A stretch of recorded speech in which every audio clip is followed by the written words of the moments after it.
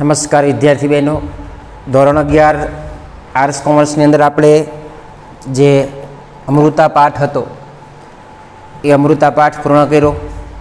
સરસ રીતે તમે અમૃતા પાઠ વ્યવસ્થિત ભણી ગયા છો. 2 કે 3 લેક્ચરમાં આપણે એ પાઠ પૂરો કરી આપ્યો છે. મેં તમને લેસનમાં એના પ્રશ્નો પણ મોકલ્યા છે. 1-2 દિવસમાં એ પ્રશ્નો તમારી જે પ્રશ્ન બુક છે એમાં લખી અને વ્યવસ્થિત રાખજો, બરાબર. કોઈ પણ પાઠ જ્યારે પૂરો થાય ત્યારે એ પાઠને ઓછામાં ઓછો 2 વાર વાંચી લેવાનો છે. જો પાઠ વાંચશો નહીં તો પછી પાઠ ભૂલાઈ જાય અને પરીક્ષામાં પછી પ્રશ્ન ન આવડે, એટલે ખાસ એ ધ્યાન રાખજો. હવે આજે આપણે જે 5મો પાઠ છે એટલે કાવ્ય છે, બરાબર, છપ્પા ઉખાણા, એ 5મી કૃતિ આપણે આજે લેવાની છે. પછી આ 5મો પાઠ 5મું કાવ્ય જે છપ્પા ઉખાણા છે એ પૂરું કરી અને પછી આપણે એકાદ વ્યાકરણનો મુદ્દો લેશું, બરાબર. આ બહુ નાનો મુદ્દો છે, 2 લેક્ચરમાં પૂરો થઈ જશે એવો છે. એટલે ખાસ મને એમ લાગ્યું કે 5મો પાઠ સુધી આપણે જો અભ્યાસક્રમ આગળ ચલાવી લઈએ તો પછી ન વાંધો આવે, બરાબર. એટલે ખાસ આજે જે 5મો જે કાવ્ય છે છપ્પા ઉખાણા એના વિશે વાત કરવાની છે, બરાબર. કે ભાઈ જીવનની અંદર માણસ જ્યારે કોઈ પણ અનુભવરૂપી જ્ઞાન લે, અનુભવરૂપી મહારો લે, પછી એને કોઈ પણ દુનિયાનો ડર અહીંયા લાગતો નથી. આપણે ખ્યાલ છે કે અનુભવી માણસ એ ડિગ્રીવાળા માણસ કરતાં પણ આગળ નીકળી જાય છે.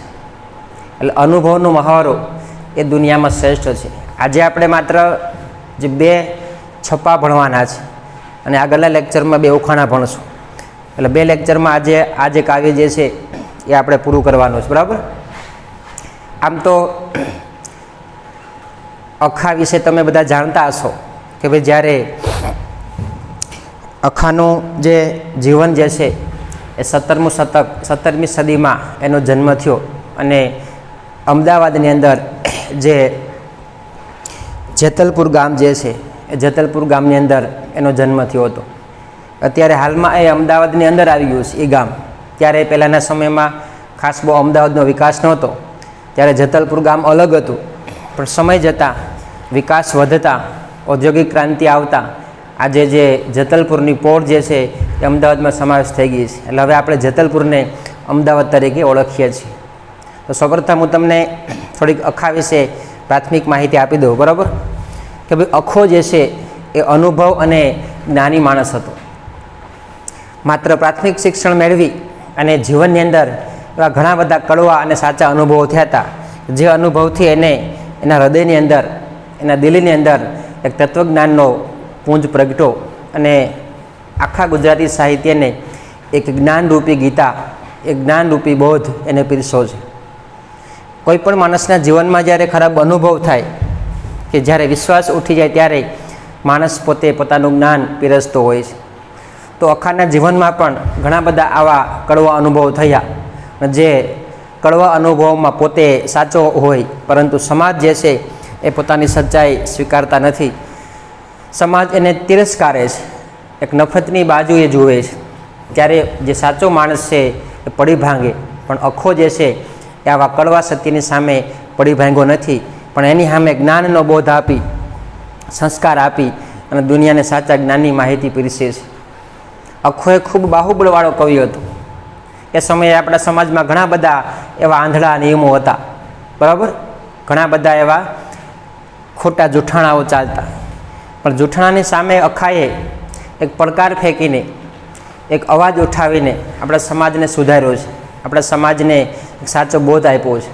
તો સૌપ્રથમ આપણે અખાની જે સામાન્ય માહિતી જોઈ લઈએ, બરાબર. અખો જે છે એ કટાક્ષ અને જ્ઞાનરૂપી બોધ લોકોને આપે છે.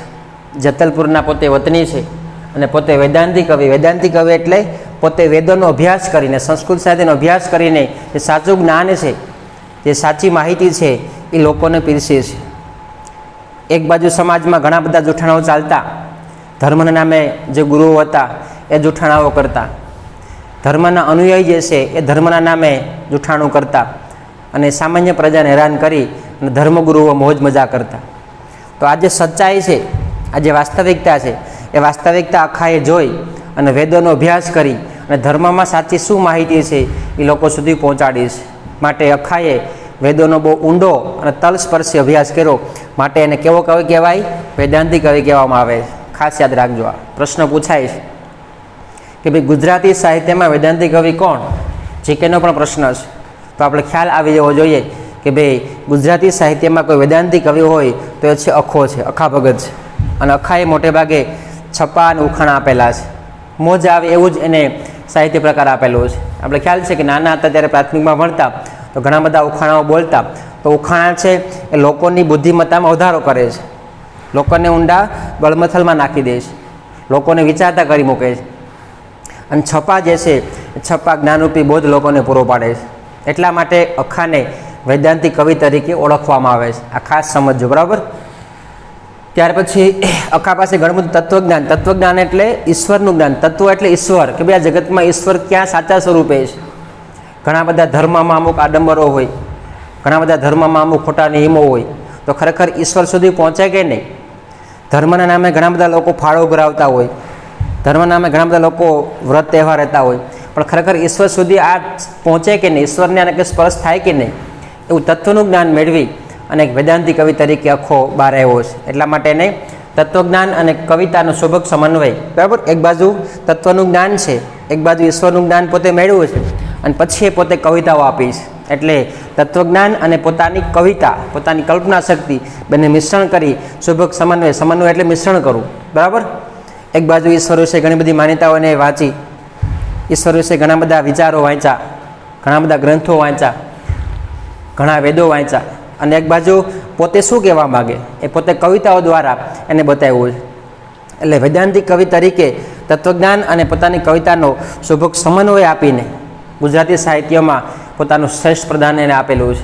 એટલા માટે આપણે એને તત્વજ્ઞાન અને કવિતાનો શોભક સમન્વયના સાહિત્યમાં કહી શકીએ, બરાબર. તો આ જે મુદ્દો છે તો તમને ખ્યાલ આવી ગયો છે, બરાબર. એ સિવાય પછી અખાએ સાહિત્ય સેવામાં પંચીકરણ, બરાબર, જે આપણે બધા તંત્ર મંત્ર હોય તે, પછી ગુરુ શિષ્ય સંવાદ. ઘણા બધા ગુરુઓ કહેતા હોય, શિષ્ય પણ એનું અનુકરણ કરતા હોય, પણ એમાં સાચું ખોટું શું છે, બરાબર. એવા પણ ઘણા પુસ્તકો લખ્યા છે. અનુભવ બિંદુ, પોતાના જીવનમાં ઘણા બધા અનુભવો થયા અને એ અનુભવમાંથી પોતાને શું શીખવા મળ્યું, તો એ અનુભવ બિંદુ પુસ્તકમાં લખેલું છે. અને અખે ગીતા, જેમ શ્રીમદ ભગવતમાં કૃષ્ણ ભગવાને ગીતારૂપી એક સંવાદ આપેલો છે, સંસ્કાર આપેલા છે, એમ અખાએ પણ આપણા સમાજને, આપણા પરિવારને, આપણા કુટુંબોને એક પોતાની સલાહ, પોતાના સુવિચારો આપેલા છે. એટલે કેમાં છે? અખે ગીતામાં છે. તો આમ એના 4 કે 5 બહુ સારા એવા પુસ્તકો છે કે જે સમાજને સાચા માર્ગે દોરે છે. બાકી ઘણા બધા ધર્મની અંદર, વ્રત તહેવારની અંદર, આપણા સમાજની અંદર અખાએ ઘણી બધી આડંબર એટલે કે ધૃણા નફરત જોઈતી, પણ ખરેખર સત્ય શું છે, સાચી વસ્તુ શું છે, જે લોકો ધર્મની પાછળ ગાંડા બન્યા છે તો ખરેખર સાચું છે કે નહીં, આમ વાસ્તવિકતાની ચકાસણી કરીને, વાસ્તવિકતાની, બરાબર, એને તપાસ કરીને પોતાના પુસ્તકોને આપેલા છે. તો આમ અખો પણ અમદાવાદનો એક વેદાંતી કવિ છે અને અખાએ સાફ સાફ કહી દીધું છે. પછી ગમે તે હોય, સામે શિક્ષક હોય, કોઈ ધર્મગુરુ હોય, કોઈ અનુયાયી હોય, બરાબર, પણ આપણા સમાજને સાચી માહિતી આપી કે તમે ધર્મને નામે હાવ ગાંડા થાવમાં, ધર્મમાં સાચી વાસ્તવિકતા શું છે. આપણે ધર્મના નામે ઘણા બધા પૈસા આપતા હોય, બરાબર, કે ભાઈ ભગવાનને પહોંચે, ઘણું બધું દાન આપતા હોય, પણ એ ખરેખર દાન એ ધર્મના અનુયાયી જે છે એ જલસા કરતા હોય છે, ભગવાનને પહોંચાડતું નથી, કે ભગવાનને સ્પર્શ કરતા નથી, કે ભગવાન પાસે કોઈ ધનની કમી નથી. એટલે જે સાચી વાસ્તવિકતા શું છે, એ સાચી વાસ્તવિકતાની અહીં અખાએ વાત કરીશ, બરાબર. તો ખાસ હવે અખાની પ્રાથમિક માહિતી જે આપણે જોઈ તમે યાદ રાખી લેજો. અખો માત્ર ગુજરાતીમાં જ નહીં પણ જીકેમાં, કોઈ સ્પર્ધાત્મક પરીક્ષામાં પણ આના પ્રશ્નો પૂછાતા હોય છે. એટલે બહુ અનુભવી કવિ છે, આ બહુ પ્રખ્યાત કવિ છે. નાના બાળકથી માંડી અને છેક મોટા થાવ ત્યાં સુધી અખાની કવિતા ભણવામાં આવે. પ્રાથમિકમાં પણ ઘણા બધા અખાના છપ્પા ભણવામાં આવતા, બરાબર, માધ્યમિકમાં પણ આવતા, ઉત્તર માધ્યમિકમાં પણ આવે, અને કોલેજમાં પણ જો આર્ટ્સના વિષય રાખો તેમાં પણ અખા વિશે ઘણી બધી માહિતી ભણવાની આવે છે. એટલે આમ સમગ્ર અભ્યાસમાં અખો એક સારું એવું શ્રેષ્ઠ સ્થાન ધરાવે છે. એટલે ખાસ અખાની આ જે માહિતી જે છે તમે એકાદ બે વખત વાંચી લેજો, બરાબર. હવે આપણે જે આજે છપ્પા ભણવાના છે એ છપ્પામાં શું છે એની વાત કરી, બરાબર, કે ભાઈ છપ્પા એટલે 6 ચરણ, પંક્તિ નહીં, યાદ રાખજો. પંક્તિ કોને કહેવાય? આમ સળંગ જે હોય ને પંક્તિ કહેવાય, પણ ચરણ કોને કહેશું? તો કે કોઈ પણ પંક્તિમાં પહેલું અટક સ્થાન આવે, પહેલું અલ્પવિરામ કે પૂર્ણવિરામ આવે તો એને શું કહેશું? આપણે ચરણ કહેશું. કોઈ પણ પંક્તિમાં એક ચરણ અથવા બે ચરણ હોય છે. તમે 10મામાં છંદ ભણી ગયા, તમને ખ્યાલ છે બરાબર કે ચરણ કોને કહેવાય અને પંક્તિ કોને કહેવાય. તો આમ 6 ચરણવાળું એક કાવ્ય, બરાબર, 6 ચરણની એક પંક્તિ, એવા છપાની અંદર એનું મુખ્ય બંધારણ છે. ખાસ યાદ રાખજો, બરાબર. અને મોટે ભાગે એ જે છપા જે છે એ ચોપાઈ છંદમાં હોય છે. ચોપાઈ છંદ જે છે એ માત્રામેળ છંદ છે, બરાબર. ચોપાઈ છંદ વિશે તમને ખ્યાલ હશે, 10મા અંદર ભણી ગયા છે ખ્યાલ, બરાબર, કે જેની 15 માત્રા છે એવા. તો આમ ચોપાઈ છંદમાં 6 ચરણવાળી પંક્તિ એને શું કહેશું? આપણે છપા કહેશું. આ પણ યાદ રાખજો, બરાબર. આપણે ખબર હોવી જોઈએ. તમને કોઈ પૂછે કે ભાઈ છપા એટલે શું, તો આપણે ગુજરાતીમાં છપા વિશે થોડુંક જાણતા હોય છે, કેમ કે આપણા અભ્યાસક્રમમાં એની માહિતી આવે છે, આપણા અભ્યાસક્રમમાં એ કૃતિમાં આવે છે, એટલા માટે ખ્યાલ આવી ગયો. તો 6 ચરણ અને છોપાઈ ચંદનો ઉપયોગ હોય એને શું કહેવાય? છપા કહેશું, બરાબર. અને મોટે ભાગે જે આ છપા જે છે એ મધ્યકાલીન ગુજરાતી સાહિત્ય એટલે કે ઈસવીસનની 15મી સદીથી માંડી 18મી સદી સુધીના સમયમાં આવા ઘણા બધા છપા લખાતા. એને કયો સમય કહેશું? મધ્ય અથવા અર્વાચીન કાળ. યાદ રાખજો, 15મી સદીથી 18મી સદી સુધીનો સમય જે છે, બરાબર, અથવા 19મી સદી સુધીનો સમય જે છે, આવા 400 વર્ષમાં જે છપા લખાણા એને મધ્યકાલીન અથવા અર્વાચીન કાળ કહેવાય. અને એમાં મોટે ભાગે કોઈ કટાક્ષમાં કહેવું, આપણે કોઈને ડાયરેક્ટ સામે કહી શકતા ન હોય તો આપણે કટાક્ષમાં કહીએ, સામેની વ્યક્તિ સમજી જાય કે મને આ કહેવા માગે છે, બરાબર. કેમ કે આપણા સંબંધો એવા હોય છે કે ડાયરેક્ટ સાફ સાફ કહી શકતા નથી. તો આમ અર્વાચીન કાળમાં કટાક્ષમાં કહેવા માટે અખાએ છપા બનાવી અને ધારદાર ઉપયોગ કર્યો છે, જે એક સમાજને સુધારવાની એક ટ્રાય હતી, સમાજને સુધારવાની કોશિશ હતી, બરાબર. ખાસ યાદ રાખજો. અને છપા જે છે એ સદાચાર બોધ માટે, એટલે કે સારું આચરણ, સારો બોધ, સારા સંસ્કાર મળે એ માટે, અથવા તો છપા લખાતા, બરાબર, કે લોકોને સારું જ્ઞાન મળે. એમ આપણા ગુરુઓ ઘણી વખત કહેતા હોય, પણ ગુરુઓની બધી વાત સાચી હોતી નથી. ઘણી વખત ગુરુઓ પોતાનો સ્વાર્થ રાખી એમાં ઘણું બધું જૂઠાણું આવતું હોય.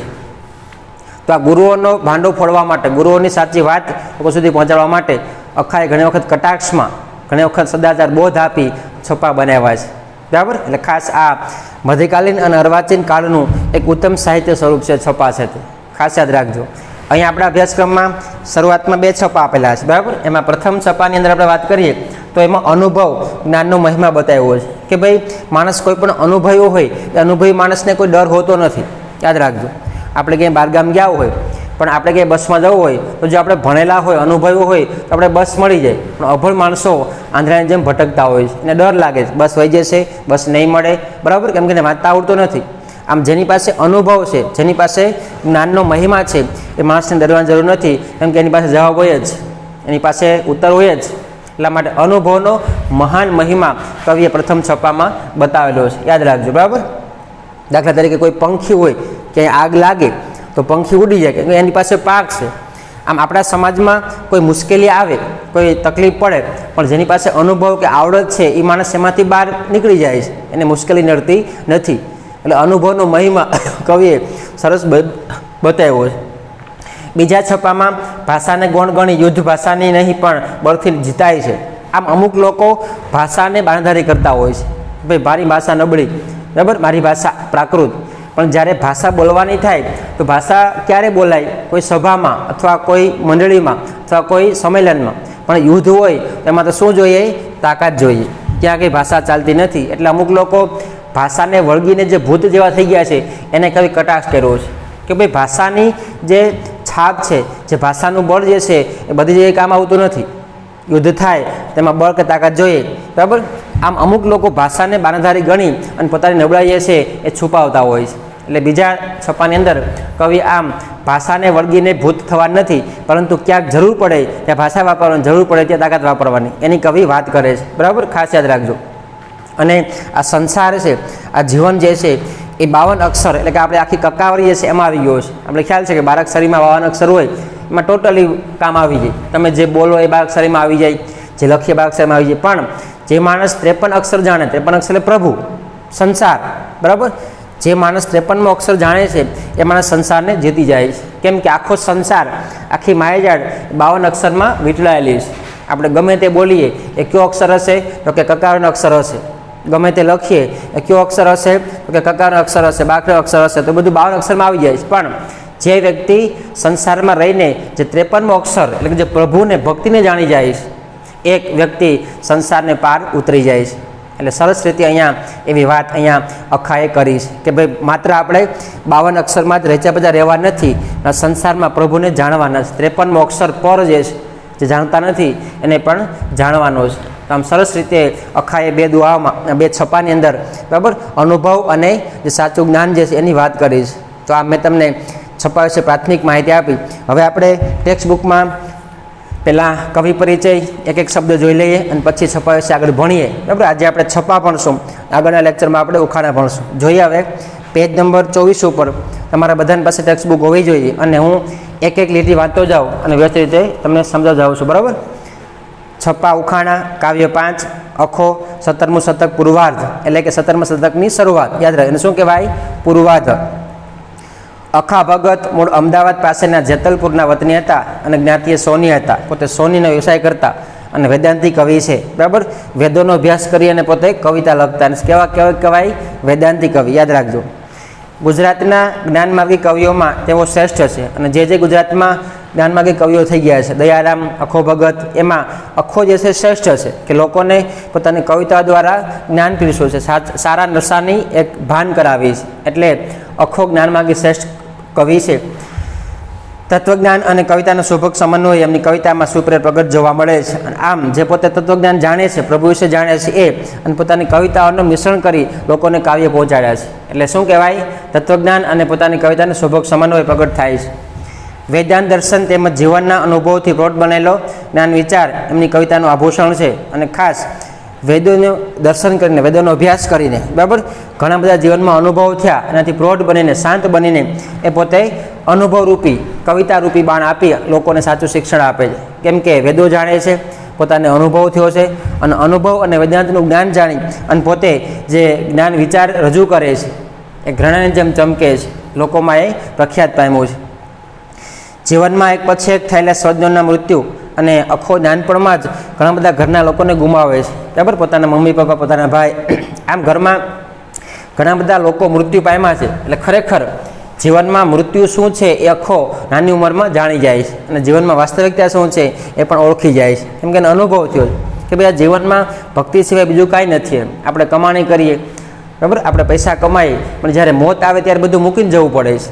એટલે અખાને નાનપણમાં તત્વ ચિંતક કે પ્રભુ તત્વ શું છે એ નાનપણમાં ખ્યાલ આવી ગયો હતો. એટલે ભક્તિ સિવાય એને કંઈ પણ કામ નથી કર્યું કે ભાઈ જે માણસ જ્ઞાની હોય, જે માણસ સંસ્કારી હોય એ જ માણસ આગળ વધી શકે છે. એટલે નાનપણમાં જ એને ખબર પડી ગઈ હતી.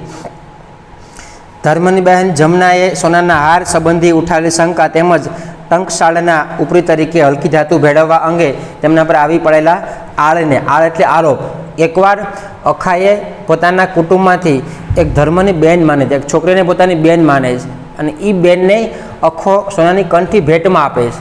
તો બેને શું શંકા કરી? આ તો ખોટી છે. એમ ટંકશાળ એટલે વિસ્તાર નામ છે કે ટંકશાળના ઉપરી તરીકે તમે જો મારી ઉપર આવી દગો કર્યો છે, બરાબર, અખાએ પ્રેમથી આપી હતી એની બેનને કંઠી. કોઈ ધર્મની બેન માની હશે અખાએ પોતાના કુટુંબમાં, પોતાની બેનને એવું, એટલે અખાને એમ કે ચાલ મારી બેનને કંઠી આપું, પણ કંઠી કહેવાની સોનાની હતી. પણ કંઠી ઉપર બેન શંકા કરે કે આ કંઠી ખોટી છે. ત્યારે અખાને ખૂબ દુઃખ થાય કે ઓહો, આટલો વિશ્વાસ મેં રાખ્યો, તમે મારી પર વિશ્વાસઘાત કર્યો. આવા ઘણા બધા અનુભવ એને થયા હતા, ખાસ યાદ રાખજો, બરાબર. એટલે તેમના પર આવી પડેલા આળ એટલે આરોપ, બાનું, બરાબર, તેઓ એકાંત પ્રિય, ગંભીર તેમજ વૈરાગી થઈ ગયા અને આવા ઉપરા ઉપરી ઘા લાગ્યા એટલે પોતે કેવા થઈ ગયા? એકાંત. કે ભાઈ હવે સમાજમાં જીવવાની જરૂર નથી, સમાજના બધા માણસો હાવ નબળા છે, બરાબર, હાવ એ સ્વાર્થી છે, એટલે પોતે એકલા રહે છે, શાંત થઈ ગયા, મૂઢ બની ગયા. કેમ કે જ્યારે માણસના જીવનમાં ઉપરા ઉપરી ઘા આવે ત્યારે સાચી ખબર પડે, પછી માણસને સમાજ ગમતો નથી. એમ સમાજ તો કોને ચાહે? પૈસાવાળાને, પ્રતિષ્ઠાવાળા માણસોને. પણ જ્યારે મુશ્કેલી આવે, જ્યારે તકલીફ આવે ત્યારે સમાજમાંથી કોઈ માણસ આવતો નથી. એને કારણે અખો એકાંત બની ગયો, ગંભીર બની ગયો અને વૈરાગી, જીવનમાં કોઈ પણ પ્રકાર પ્રત્યે આકર્ષણ નહીં. કેવો માણસ કહેવાય? વૈરાગી. કોઈ પ્રકારનો રાગ નહીં, કોઈ પ્રકારનું આકર્ષણ નહીં. બસ સંસારમાં જરૂર પૂરતું કમાણી કરવી, ખાવા પૂરતું કમાઈ લેવું અને ભગવાનની ભક્તિ કરવી, એ જ એનો નિયમ, બરાબર. આમ એને આવા કડવા અનુભવોને કારણે કે જેને સગી બેન માની હોય એ બેન આપણી ઉપર આરોપ નાખે ત્યારે કોઈ પણ ભાઈ છે એ પડી ભાંગે છે. અખાને પણ આવું થયું. અખો પોતાના જીવનમાંથી હાવ બરાબર નિસ્વાર્થ ભાવે આમ દૂર થઈ જાય છે. ખરેખર આ કોઈ પણ માણસને ચાહવાની જરૂર નથી. એને દુઃખ થાય છે કે આપણે સગી બેન માની હોય પણ એ બેન આપણી ઉપર આરોપ મૂકે તો પછી બીજા કોને કહેવું એમ. એટલે અંગતના અંગત માણસો પણ આપણી ઉપર જો શંકા કરતા હોય તો જીવનમાં શું રહી લેવું. એટલા માટે પોતે એકાંત, મૂઢ અને વૈરાગી બની જાય છે. બરાબર. પંચીકરણ, ગુરુ શિષ્ય સંવાદ, અનુભવ બિંદુ તેમજ અખે ગીતા તેમની નોંધપાત્ર રચનાઓ છે. જો કે એમના છપાઓને કારણે તો વિશેષ જાણીતા લોકપ્રિય છે અને અખાએ ઘણા છપા આપ્યા એટલે ગુજરાતમાં અખો છપા તરીકે જાણીતો છે, લોકપ્રિય છે, લોકોને ગમે. કેમ કે છપા વાંચીએ ત્યારે આપણે આનંદ આવે છે. સમાજના સામાજિક દૂષણો, પાખંડ, જે સમાજમાં દૂષણો હોય, વ્યસનો હોય, ખોટી ટેવ હોય, બરાબર, એને શું કહેવાય? દૂષણ કહેવાય. પાખંડ એટલે કે લુચાઈ, કપટ, અમુક લોકો કપટી હોય છે. બરાબર. તેમજ ઢોંગ, અમુક લોકો ખાલી ઢોંગ કરતા હોય, વાસ્તવમાં મનમાં બીજી ઈચ્છા હોય છે. અમુક પૈસાવાળા માણસો આવતા હોય તો માણસો એને મોટું માનપાન કરે, સન્માન કરતા, આવા ઢોંગ કરતા હોય દેખાવ પૂરતા. વાસ્તવમાં અંદર તો આપણે ખ્યાલ છે કેવો માણસ છે. આપણા ગામમાં કોઈ નેતા આવે તો નેતા જ્યારે આવે ત્યારે અમે કેવું સ્વાગત કરીએ, આપણે મૂળમાં જાણીએ એ કેવો માણસ છે. પાછળ જ્યારે વાતો કરી બને કાંઈ કર્યું નથી, 5 વર્ષ સરકારના પૈસા ખાધા, પણ આવે ત્યારે થોડું ઢોંગ બતાવે. બરાબર. ઢોંગ, રૂઢિચુસ્તતા, જે આપણા નિયમો છે ને પકડી રાખવાને શું કહેવાય? રૂઢિચુસ્તતા. કર્મકાંડ, જે અમુક બ્રાહ્મણો કર્મકાંડ કરતા હોય એમાં ઘણું ખોટું કરતા હોય છે. દેહ દમન, દેહનો વેપાર, દેહ ઉપર કોઈ ત્રાસ આપતા હોય. સ્ત્રીઓને ઘરમાં જ રહેવાનું, ક્યાંય બહાર જવાનું નહીં. બરાબર. તો સ્ત્રીના દેહ ઉપર જે દમન ત્રાસ આપે તે દેહ દમન કહેવાય. આચાર જડતા, જે અમુક નિયમો છે, આચારો જે છે એ ગમે એમ થાય ફેરવવાને. બરાબર. અને શું કહેવાય? આચાર જડતા. અને સાંપ્રદાયિક જડતા, ધર્મ જે છે પાળવાનો જ, પછી ભલે ધર્મ પસંદ હોય કે ન હોય પણ પાળવાનો. અને શું કહેવાય? સાંપ્રદાયિક જડતા. પાખંડી ગુરુઓ સામે અખાએ તીખા પ્રહારો, કટાક્ષ કર્યા છે. અને આવા જે પાખંડી ગુરુઓ હતા અને સાચી વાસ્તવિકતા અખાએ બતાવી છે, કટાક્ષ કર્યો છે છપા દ્વારા. બરાબર. દૂષણો પ્રતિ શબ્દ બાણ છોડતા એમની ભાષા અર્થઘન અને ઓજસ્વી લાગે છે. અને આમ સમાજમાં જેવા દૂષણો હતા, જે નબળા હતી, એની સામે અખાએ પોતાના સાચા બાણ છોડ્યા, શબ્દરૂપી બાણ છોડ્યા. એટલે અખાની ભાષા કેવી લાગે? તેજસ્વી. ઓજસ્વી એટલે તેજસ્વી, ચમત્કાર લાગે છે, લોકોને ગમે છે. છપા દ્વારા સામર્થ્ય અને ગૌરવ પ્રગટ કરતી તેમની ભાષાને કારણે અખાનું સ્થાન સાહિત્યમાં હંમેશા મોખરે રહેશે. અને આમ છપા દ્વારા એક સામર્થ્ય, બરાબર, એક શ્રેષ્ઠતા પ્રાપ્ત કરે છે અને એની જે ભાષા જે છે એ પણ શિરમોર સ્થાન પ્રગટ કરે છે. એટલા માટે આખું ગુજરાતીમાં કાયમ માટે પ્રગટતો રહેશે. છપાએ 6 ચરણ ધરાવતો કાવ્ય પ્રકાર છે. બરાબર. એમાં કેટલા ચરણ હોય? 6 ચરણ. એટલે પંક્તિ નહીં પણ ચરણ. કોઈ પણ પંક્તિમાં વચ્ચે પૂર્ણવિરામ, અલ્પવિરામ આવે અને શું કહેવાય?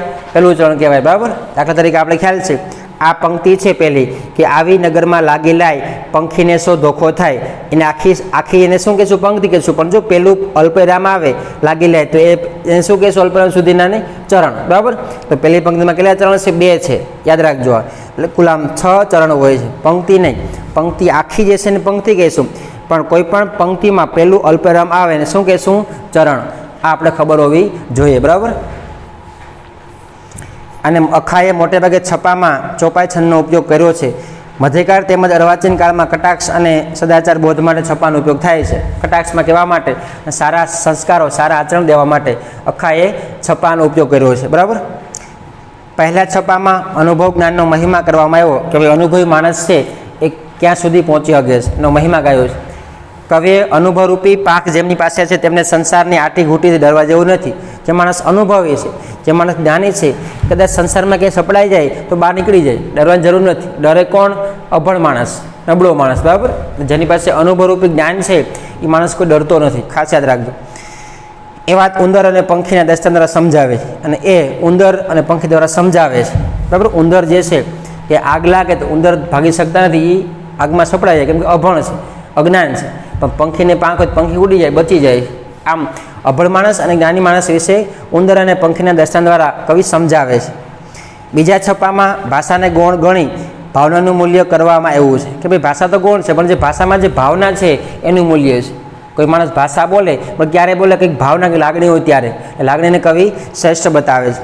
યુદ્ધમાં ભાષાથી નહીં પણ બળથી જીતાય છે.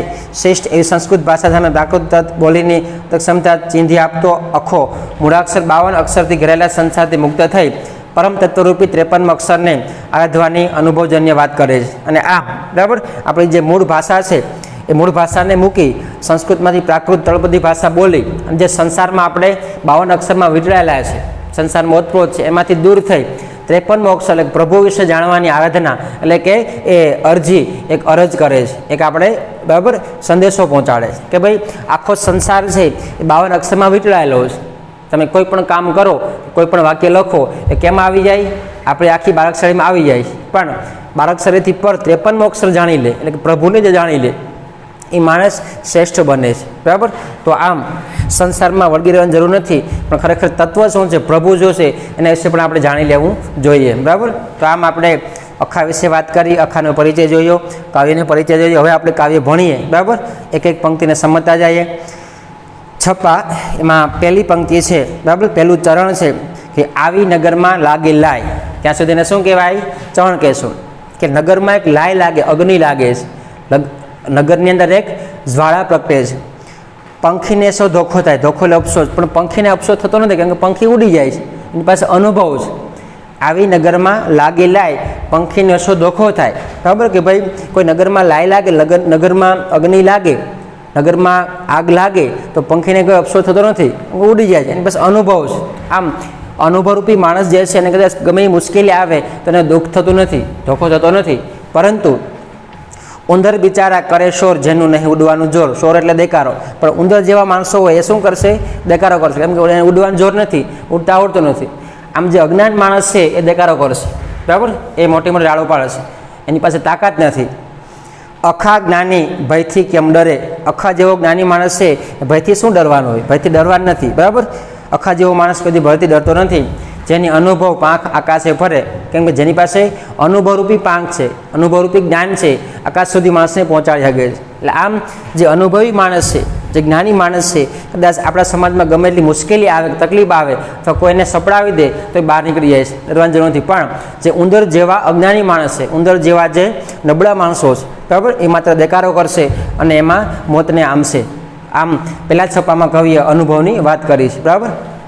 બીજો છપ્પો જોઈએ કે ભાષાને શું વળગે ભૂર. યાદ રાખજો. બરાબર. ભૂર એટલે મૂર્ખ, લૂચું. કે ભાષા કોઈ લૂચી નથી, ભાષા કોઈ નબળી નથી. યાદ રાખજો, ભાષાને વળગવા નથી. જે રણમાં જીતે તે સુર, પણ જે રણમાં ખરેખર જીતે એને સુરવીર કહેવાય છે. કોઈ માણસ સારી સારી ભાષા બોલે, સારી સારી વાત કરે એ સુરવીર થઈ ગયું એવું નથી. પણ સુરવીરની ક્યારે ખબર પડે? રણમાં જીતે, જ્યારે સમય આવે ત્યારે યુદ્ધમાં જીતે એને સાચો સુરવીર કહેશું આપણે. બરાબર.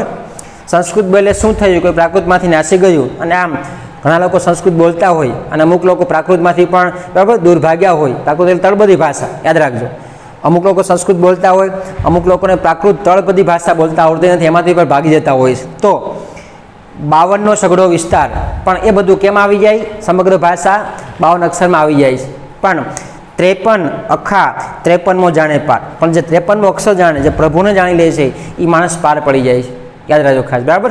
અમુક લોકો ભાષાને વળગી રહ્યા હોય છે, પણ ભાષામાં ક્યાંય પ્રભુ નથી. યાદ રાખજો ખાસ. ભાષાને શું વળગે ભૂર? ભૂર એટલે લૂચાપણું, મૂર્ખપણું.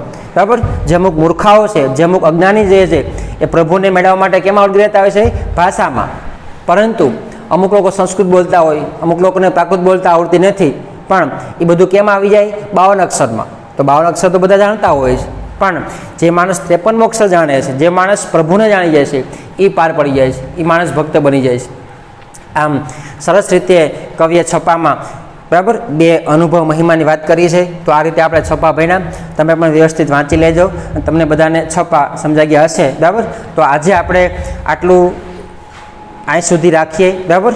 અને કવિ પરિચય, પછી કાવ્યનો પરિચય અને 2 છપ્પા વિશે વ્યવસ્થિત સમજ્યા. હવે જે આ છપ્પાના પ્રશ્નો જે છે તમને હું લેસનમાં મોકલીશ. હવે આવતા લેક્ચરમાં આપણે ઉખાણા જે 2 છે, બરાબર, એ વ્યવસ્થિત આપણે ભણશું અને એના વિશે તમને પણ હું સમજાવીશ. તો તમને બધાને આ છપ્પા વ્યવસ્થિત સમજાઈ ગયા હશે. ન સમજાય પાછો વિડીયો જોઈ લેવાનો. એવું હોય તો જે કાવ્યના વિડીયો આવે ડબલ વાર જોઈ લેવાનો, એટલે સમજાઈ જાય. બરાબર. જે અમુક આમાં અઘરા શબ્દો છે ખાસ યાદ રાખજો. લાય એટલે અગ્નિ, ધોખો એટલે અફસોસ, પસ્તાવો. બરાબર. શોર એટલે અવાજ, ભય એટલે ડર, અનુભવ એટલે જ્ઞાનનો મહિમા. બરાબર. ભૂર એટલે લૂચાપણું, સુર એટલે સુરવીર, પ્રાકૃત ભાષા એટલે ગામની તળબદી ભાષા. બરાબર. હાવ આમ બોલીએ આપણે કહીએ તે. બરાબર. અને 52 અક્ષર એટલે આપણી બારાક્ષરી, 53 અક્ષર એટલે જે પ્રભુને જાણે છે, સાચી ભક્તિ જાણે છે એ. તો આમ આ રીતે અઘરા શબ્દો પણ તમે વ્યવસ્થિત સમજી લેજો. બરાબર. તો અહીંયા આપણે આજે પૂરું કરીએ. અસ્તુ.